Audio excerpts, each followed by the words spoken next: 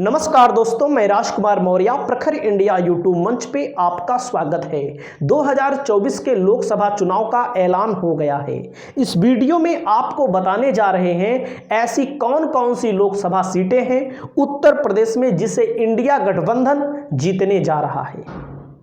एक बात मैं स्पष्ट कर दूं, इस वीडियो को मैं बना रहा हूं तो इसको बीजेपी वाले भी देखेंगे, सपा वाले भी देखेंगे। सपा वाले सोचेंगे हाँ इतनी सीटें जीत रहा है इंडिया गठबंधन, खुशी होंगे। बाद में अगर कोई रिजल्ट इधर उधर आया तो हमको लोग गाली भी देंगे। भाजपा वाले तो कहते हैं 80 में 80 जीतेंगे, 80 में 78 जीतेंगे, लेकिन हकीकत कुछ और है। हमने जो सर्वे किया है व्यक्तिगत तौर पर ही नहीं, आंकड़ों के तौर पर मैंने सर्वे किया है। मैं जुबान से नहीं कह दे रहा हूं कि समाजवादी पार्टी 60 सीट जीत लेगी, 70 जीत लेगी, 50 जीत लेगी। मैं ये भी नहीं कह रहा हूं कि भारतीय जनता पार्टी 10 सीट जीतेगी, 20 सीट जीतेगी। एक एक सीट का मैं नाम बताने जा रहा हूं।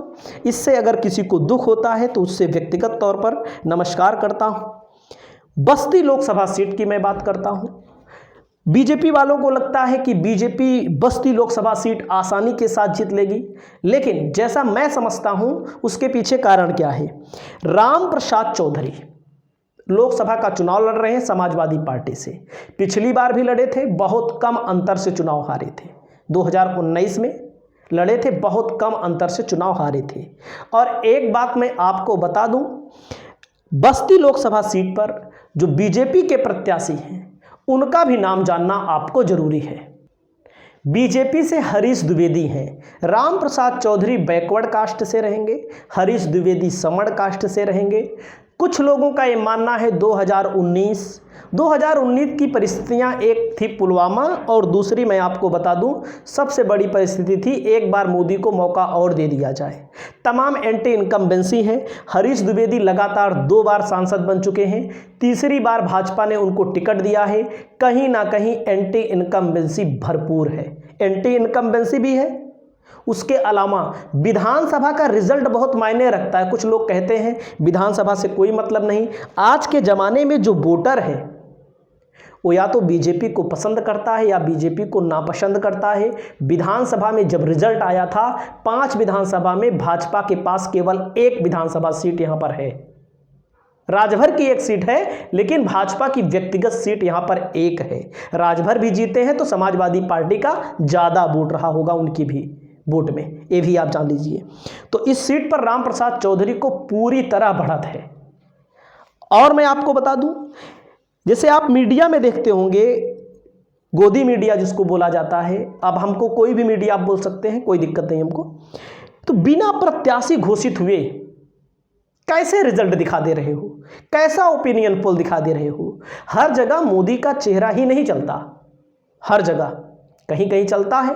मेन फ्रंट पे बड़े नेता हैं, मजबूत पार्टी है, इससे इनकार नहीं कर सकते, लेकिन कहीं ना कहीं बहुत विरोध भी अंदर ही अंदर सांसदों का है। अगली सीट में बताता हूं, अंबेडकर नगर की लोकसभा सीट है। लालजी वर्मा लोकसभा का चुनाव लड़ रहे हैं। विधानसभा में जब चुनाव हुआ था 5 की 5 विधानसभा सीटें सफा चट्ट हो गई थी भाजपा से। भाजपा का कोई इकलौता विधायक नहीं है। भाजपा के बाद पास यहां पर सांसदी लड़ने लायक कोई सांसद ही नहीं था। कोई संसदीय क्षेत्र, इस संसदीय क्षेत्र में टिकट तो बहुत लोग मांग रहे थे। भाजपा ने ही बसपा के रितेश पांडे को तोड़ करके अपने पाले में लाया और उनको लोकसभा का टिकट दिया हुआ है। तो आप समझ सकते हैं अंबेडकर अंबेडकर नगर लोकसभा सीट लालजी वर्मा लड़ रहे हैं।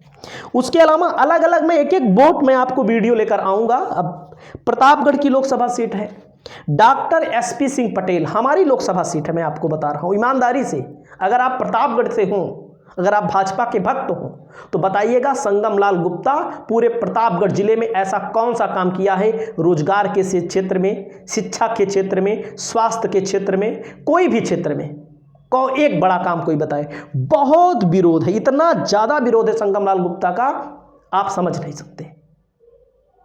और विधानसभा का मैं रिजल्ट बता दूं, जब 22 में चुनाव हुआ था भाजपा का केवल 1 विधायक है, अपना दल यस का 1 विधायक है, वो भी यहां पर SP सिंह पटेल लड़ रहे हैं। पटेल बाहुल्य क्षेत्र है। इस प्रत्याशी को हर वर्ग, हर जाति बिरादरी का वोट मिलने वाला है। पटेल, मुसलमान, यादव, मौर्य, बैकवर्ड कास्ट में बहरहाल जो भाजपा के अंधभक्त हैं वो तो देंगे ही। यहाँ तक कि सवर्णों का भी वोट इनको मिलेगा, क्योंकि संगम लाल गुप्ता के प्रति बहुत भारी नाराजगी है ब्राह्मणों की, ठाकुरों की भी।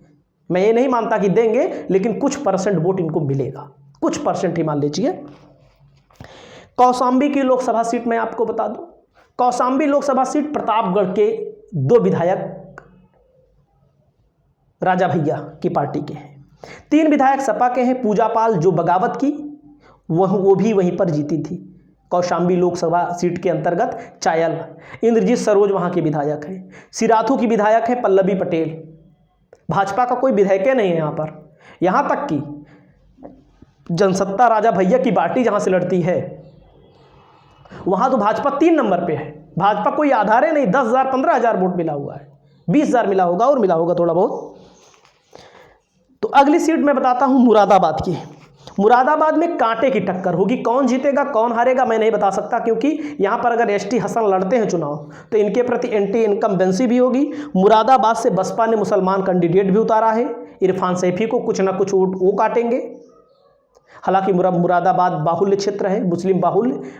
उसके अलावा बसपा से जो लोग उम्मीद लगा रहे थे, अभी तक जितने टिकट बसपा ने जारी किए हैं अभी तक ज़्यादा मुसलमानों को टिकट उन्होंने नहीं दिया है। संभल की लोकसभा सीट है मुस्लिम बाहुल्य। यह सीट भी भारतीय जनता पार्टी 2024 में हारने जा रही है। मुस्लिम बाहुल्य क्षेत्र है, इसमें शफीकुर रहमान वर्क को टिकट दिया था सपा ने। अब जो टिकट पाएगा, मैं जब वीडियो बना रहा हूँ टिकट घोषित नहीं हुआ है, हो जाएगा 1 आध दिन के अंदर। तो मैं आपको बता रहा हूँ इस सीट को भी भारतीय जनता पार्टी हार जाएगी 2024 में। ऐसे नहीं बता रहा हूँ, कारण है विधायक भी ज़्यादा है, वोट भी ज़्यादा है। रामपुर की लोकसभा सीट, कौन सी रामपुर? आजम खान वाला इलाका। चेहरे पर थोड़ा देखिएगा, आजम खान के ऊपर जुल्म अत्याचार जो भी हो रहा हो, बहरहाल उन्होंने जो किया है उसका कहीं ना कहीं फल मिल रहा है। उसमें हमारी कोई संवेदना नहीं है, एकदम साफ साफ मैं बता दूं, क्योंकि कहीं ना कहीं मुसलमानों के खिलाफ भी उन्होंने कुछ ना कुछ मुकदमे किए होंगे, कुछ ना कुछ अधिकारियों के खिलाफ भी किए होंगे। तो रामपुर की लोकसभा सीट का मामला मैं बता दूं, कुछ भी हो, उपचुनाव हुआ, रामपुर से सदस्यता जाती है आजम खान की, उपचुनाव हुआ, भाजपा केवल 8,000 वोटों से चुनाव जीती है, और कुछ कम वोटों से चुनाव जीती होगी, ऐसे कुछ है। और मैं आपको बता दूं, यहां पर उस समय ये आरोप लगा था प्रशासन के ऊपर, सरकार के ऊपर, कि मुस्लिम बाहुल्य इलाकों से मुसलमानों को वोट देने के लिए निकलने नहीं दिया गया।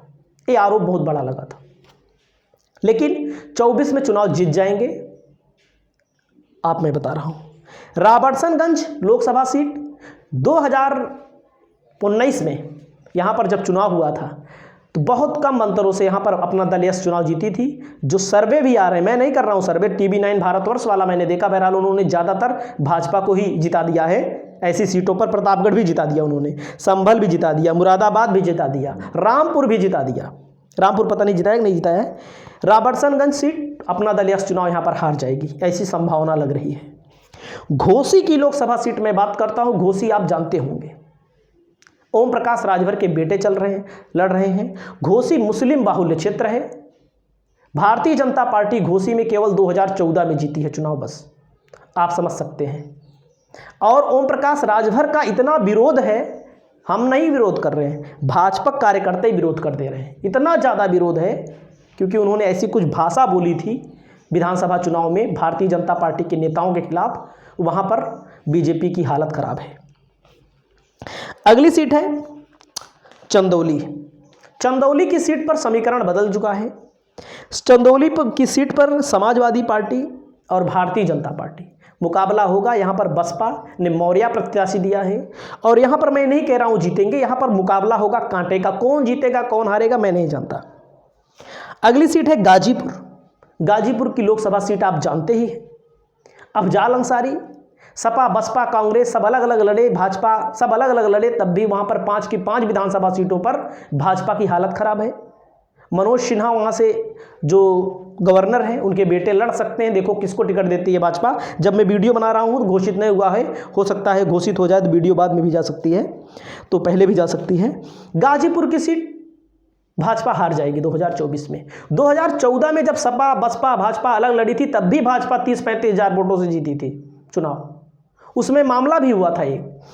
यहाँ पर समाजवादी पार्टी ने मौर्य कैंडिडेट दिया था बाबू सिंह कुशवाहा की पत्नी को, तो आप समझ सकते हैं। बसपा की तरफ से भी मुसलमान कैंडिडेट था बसपा की तरफ से, भाजपा की तरफ से मनोज सिन्हा थे, जीत गए थे चुनाव। और लालगंज लोकसभा सीट है, सुरक्षित सीट है। इस सीट के बारे में मैं आपको बता दूं, यहाँ पर भी समाजवादी पार्टी से दरोगा प्रसाद सरोज लड़ रहे हैं, पूर्व सांसद रहे हैं, बहुत मजबूत स्थिति में है।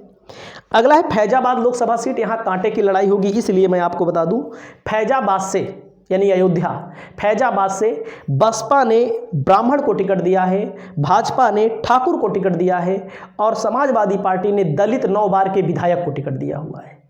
तो आप समझ सकते हैं यहाँ पर भले राम मंदिर का जोर हो, मैं नहीं कह रहा हूँ कि सपा जीत जाएगी, यहाँ कांटे की टक्कर इसलिए होगी, राम मंदिर का जोर होगा, काम तमाम हुए होंगे, वहाँ पर बहुत सारे काम हुए होंगे। बहरहाल मैं गया नहीं हूँ, जो भी गया होगा अयोध्या में काम भी हुआ होगा। तो लोग यहाँ पर भाजपा को एज है, लेकिन सपा ने मास्टर स्ट्रोक खेला है, 9 बार के विधायक अवधेश प्रसाद को टिकट दिया है। तो आप समझ सकते हैं अभी भी वो विधायक है, बहुत पहले टिकट दे दिया था उन्होंने। अगली सीट है सहारनपुर, इंडिया गठबंधन में ही है, यहाँ से इमरान मसूद के चुनाव लड़ने की पूरी संभावना है। इस सीट पर समाजवादी पार्टी कांग्रेस का गठबंधन चुनाव जीतेगा। कैराना की सीट पर धमाकेदार एंट्री हुई है इकरा हसन की, और मजबूत कैंडिडेट के तौर पर यहाँ पर चुनाव लड़ रही हैं। मैं ये नहीं कह रहा हूँ कि ये जीतेंगी हारेंगे, लेकिन इनसे मजबूत कैंडिडेट कोई नहीं है।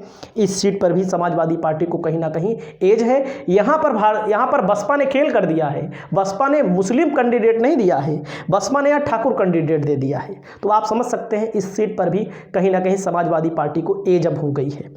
उसके अलावा अगली सीट है अमरोहा में, कांटे की लड़ाई होगी, मैं आपको बता रहा हूँ साफ साफ। अमरोहा में दानिश अली लड़ेंगे, लेकिन यहाँ पर कांटे की लड़ाई होगी, कौन जीतेगा कौन हारेगा ये नहीं बता सकता।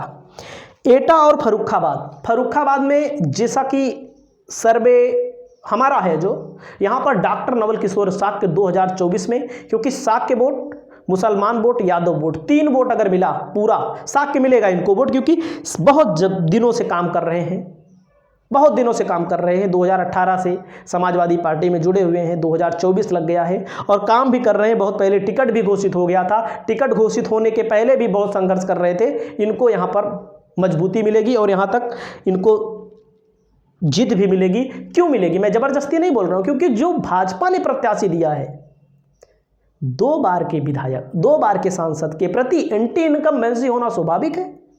एटा में सर्वेश साक्य को दिया गया है टिकट, तो यहाँ पर भी एंटी इनकम्बेंसी होना स्वाभाविक है, यहाँ पर भी जीत होगी। इटावा में लड़ाई होगी कांटे की, मैं आपको बता रहा हूँ, जीत हार का कोई पैमाना नहीं दे रहा हूँ, एकदम साफ साफ बात है।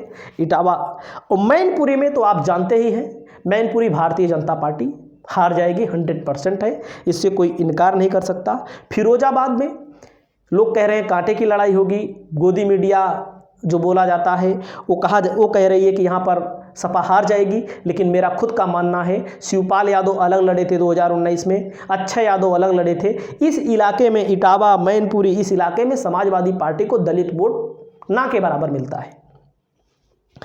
तो आप समझ सकते हैं फिरोजाबाद भी जीत जाएगी हमारे सर्वे में। बदायूं की सीट है, इसको भी गोदी मीडिया दिखा रहा होगा कि हार जाएगी। बदायूं की सीट लड़ रहे हैं कौन, शिवपाल सिंह यादव, यह सीट भी भारतीय जनता पार्टी हार जाएगी। Barabanki seat Samajwadi party India गठबंधन को एज है, यहाँ पर कांग्रेस का प्रत्याशी लड़ेगा और यहाँ पर कांटे की टक्कर होगी। इस कांटे की टक्कर में कौन बाजी मारेगा इस समय बताएगा। आंवला से मौर्य, मुस्लिम और यादव का कॉम्बिनेशन बन रहा है इस बार, क्योंकि अब की बार अखिलेश ने जो कैंडिडेट दिए हैं, तगड़े कैंडिडेट दिए हैं। पहले से एक आध कैंडिडेट में इन्होंने गड़बड़ा दिया है, जैसे नगीना को लेकर हो, जैसे आपने भदोही में देखा होगा इन्होंने टीएमसी को दे दिया है। उसके बाद कन्नौज की लोकसभा सीट तो आप जान ही रहे हैं, उसमें बताना ही नहीं है ना। आजमगढ़ की लोकसभा सीट, गाजीपुर की लोकसभा सीट मैंने बता ही दिया है। बांदा की लोकसभा सीट पर लड़ाई होगी। आजमगढ़ तो जान ही रहे हैं कौन जीतेगा, उसमें कहने की कोई बात ही नहीं है।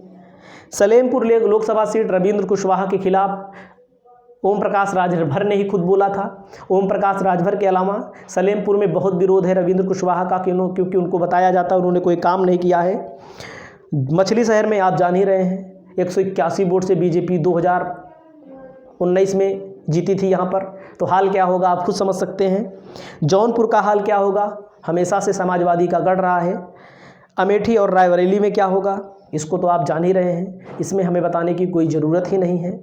इसके अलावा मैं अध्ययन करके निकाल रहा हूँ, ज़बरदस्ती मैं नहीं निकाल रहा हूँ कि ज़बरदस्ती सपा को जिता दो, भाजपा को हरा दो, तो आप समझ सकते हैं। उसके अलावा सुल्तानपुर की लोकसभा सीट है, इसको भी आप समझ सकते हैं। यहाँ पर भी अगर समर्ण कैंडिडेट लड़ा भाजपा से तो ये जान लीजिए मामला गड़बड़ हो जाएगा। भीम निषाद को कमज़ोर में मत आंकिएगा, क्योंकि निषाद को दिया है, मुसलमान की आबादी बहुत है, बैकवर्ड वोट यहाँ पर बहुत है।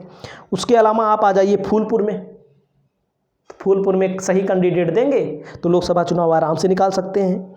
उसके अलावा मैं आपको बता रहा हूँ और भी सीटें हैं जिसको मैं चर्चा नहीं कर पा रहा हूँ इस वीडियो में, क्योंकि अभी बहुत सारे प्रत्याशी भी नहीं फाइनल हुए हैं। प्रत्याशियों का बहुत बड़ा योगदान होता है लोकसभा चुनाव जीतने में।